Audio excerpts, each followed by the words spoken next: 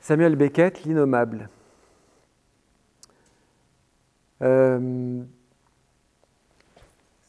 C'est un livre qui m'a, comme Guyotat sans doute, montré qu'un livre pouvait être une phrase. C'est-à-dire qu'on peut vraiment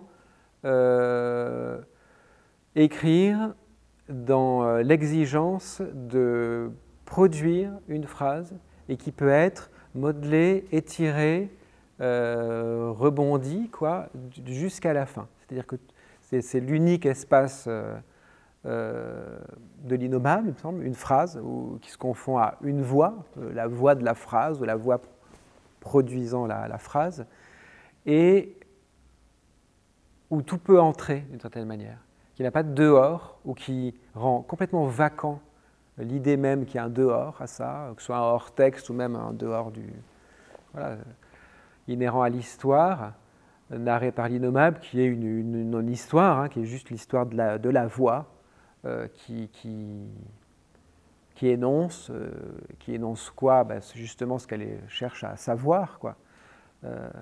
Voilà, ça, pour moi, c'est l'inverse de du repli autistique et de la monotonie, du monolinguisme, c'est l'inverse du mono pour moi. C'est quelque chose, effectivement, les moyens sont très démunis, très simples, mais cette phrase, effectivement, elle peut aller extrêmement loin, elle n'a pas de fin, de fait. Même sa fin est une sorte de fausse fin dite, quoi, bon, pour faire... Mais voilà, c'est une sorte d'espace où le goulot est très étroit, mais où le flux est vraiment infini, quoi. Tout ça, c'est des hypothèses. Ça fait avancer.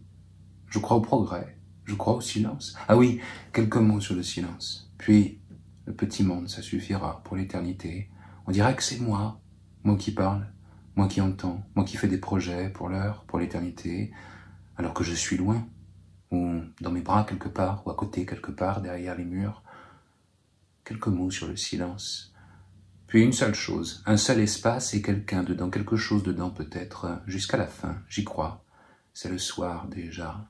J'appelle ça le soir. J'y crois ce soir, c'est annoncé. On annonce puis on renonce. C'est ainsi. Ça fait continuer. Ça fait venir la fin. Les soirs où il y a une fin. Je parle du soir, quelqu'un parle du soir. C'est peut-être encore le matin, c'est peut-être encore la nuit. Il fait peut-être nuit encore. Moi je n'ai pas d'opinion. Ils s'aiment, se marient, pour mieux s'aimer, plus commodément. Il part à la guerre, il meurt à la guerre. Elle pleure d'émotion, de l'avoir aimé, de l'avoir perdu. Hop, se remarie pour aimer encore, plus commodément encore. Il s'aime. On aime autant de fois qu'il le faut pour être heureux. Il revient. L'autre revient, il n'est pas mort à la guerre. Après tout, elle va à la gare. Il meurt dans le train, d'émotion à l'idée de la retrouver. Elle pleure encore d'émotion, encore de l'avoir perdue, encore. Hop, retourne à la maison. Il est mort. L'autre est mort. La belle-mère le détache, il s'est pendu d'émotion à l'idée de la perdre. Elle pleure plus fort, d'émotion de l'avoir aimé, de l'avoir perdu. Voilà une histoire. C'était pour que je sache ce que c'est que l'émotion. Ça s'appelle l'émotion, ce que peut l'émotion, donner des conditions favorables, ce que peut l'amour. Alors c'est ça, l'émotion. Ce que c'est que les trains, le sens de la marche, les chefs de train, les gares, les quais, la guerre, l'amour, les cris déchirants. Ça doit être la belle-mère. Elle pousse des cris déchirants tout en dépendant son fils ou son gendre, je ne sais pas. Ça doit être son fils puisqu'elle crie et la porte de la maison est fermée. De retour de la gare, elle trouve la porte fermée. Qui l'a fermée? Lui pour mieux se pendre ou la belle-mère pour mieux le dépendre ou pour empêcher sa bru de rentrer chez elle? En voilà une histoire. Ça doit être la bru. Ce n'est pas le gendre et la fille, c'est le fils et la bru. Comme je raisonne bien ce soir, c'était pour m'apprendre à raisonner, c'était pour m'induire à y aller, là où on peut finir. J'ai dû être un bon élève jusqu'à un certain point. Je n'ai pas pu dépasser un certain point. Je comprends qu'il m'en ait voulu. Ce soir, je commence à comprendre. Ce n'est pas méchant, ce n'est pas moi, ce n'était pas moi.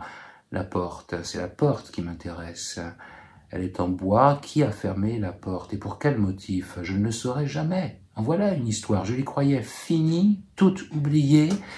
Elle est peut-être nouvelle, toute fraîche. Est-ce le retour au monde fabuleux? Non, seulement un rappel pour que je regrette ce que j'ai perdu, pour que je me veuille à nouveau là d'où je suis banni. Malheureusement, ça ne me rappelle rien.